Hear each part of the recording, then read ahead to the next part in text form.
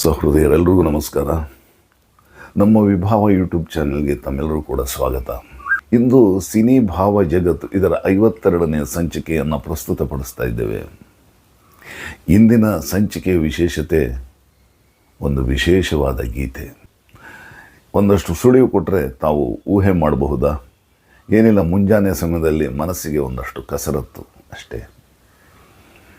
ಈ ಗೀತೆ ಕನ್ನಡದ ಶ್ರೇಷ್ಠ ಸಾಹಿತಿಗಳಲ್ಲೊಬ್ಬರು ರಚಿಸಿದಂಥದ್ದು ಮತ್ತು ಈ ಗೀತೆಯನ್ನು ಸಿನಿಮಾಗೆ ಅಳವಡಿಸಿದ್ದಾರೆ.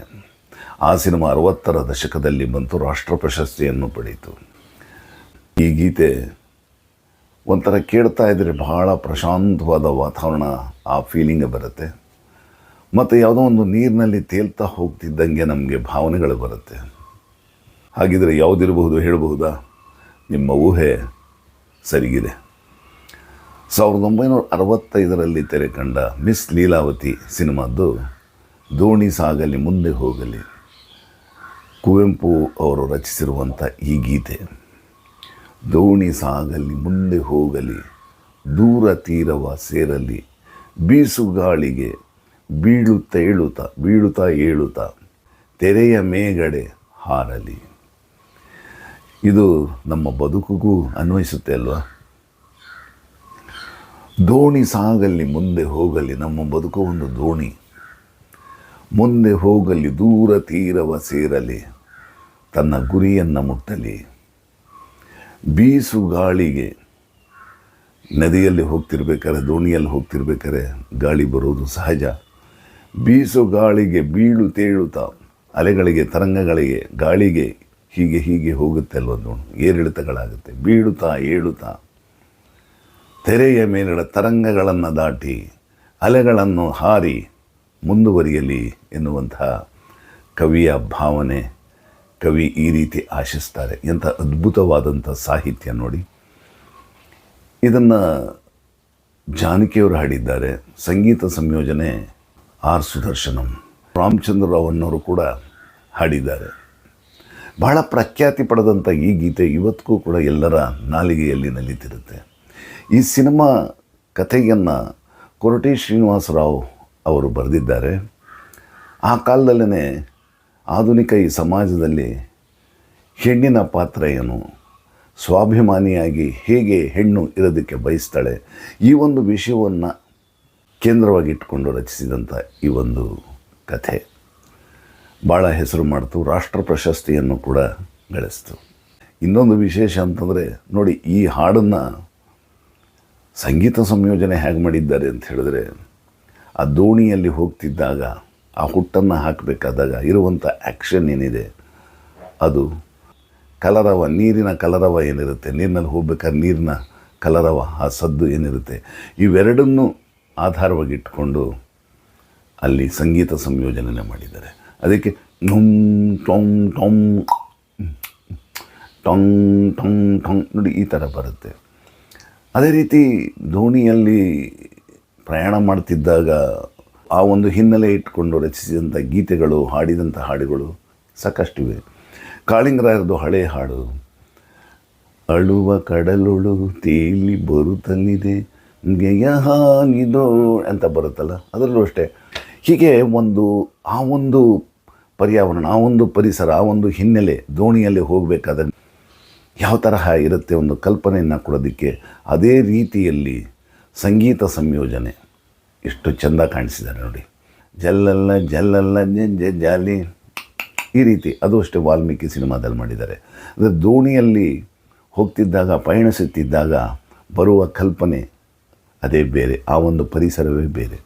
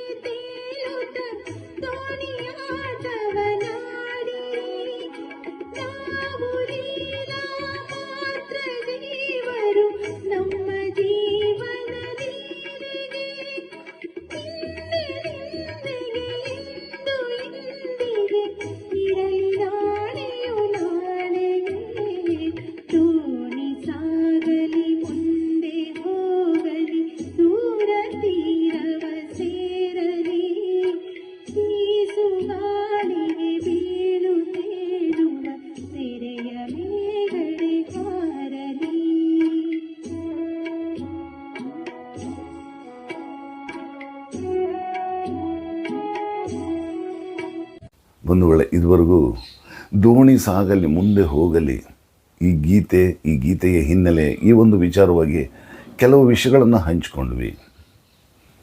ನಾಳೆ ಮತ್ತೆ ಹೊಸ ಗೀತೆಯೊಂದಿಗೆ ಭೇಟಿಯಾಗೋಣ. ನಮಸ್ಕಾರ.